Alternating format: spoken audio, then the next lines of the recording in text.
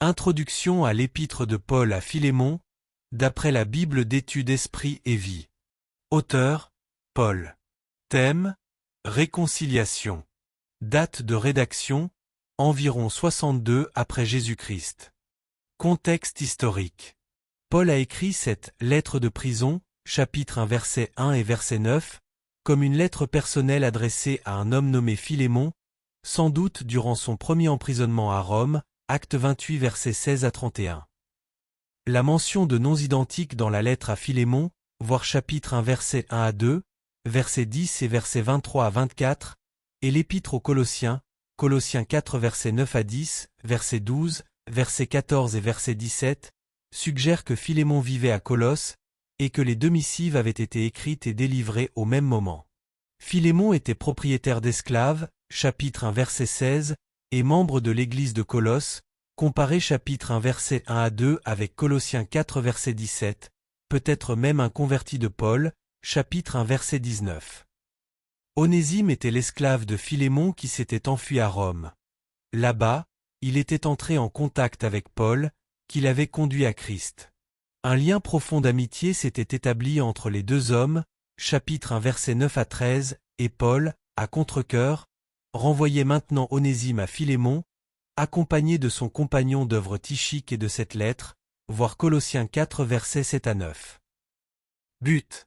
Paul écrit à Philémon strictement dans le but de traiter le problème de cet esclave en fuite, Onésime. Selon la loi romaine, un esclave fugitif était passible de mort. Paul intercède auprès de Philémon en faveur d'Onésime, et le presse de recevoir Onésime comme un frère dans le Seigneur et son propre compagnon, manifestant envers lui le même amour que s'il accueillait Paul lui-même. Vu d'ensemble. Le plaidoyer de Paul auprès de Philémon se développe comme suit. Premièrement, il s'adresse à Philémon comme à un frère dans le Seigneur et le supplie, chapitre 1 versets 8 à 9 et versets 20 à 21, de reprendre Onésime à son service non comme un esclave mais comme un frère en Christ, chapitre 1 versets 15 à 16. Deuxièmement, à travers un jeu de mots, Paul observe le fait qu'Onésime, dont le nom signifie « utile », était auparavant inutile, mais sera maintenant utile, autant pour Paul que pour Philémon, chapitre 1 versets 10 à 12. Troisièmement, Paul exprime le désir de voir Onésime demeurer auprès de lui à Rome, mais le renvoie néanmoins à son propriétaire légal, chapitre 1 versets 13 à 14.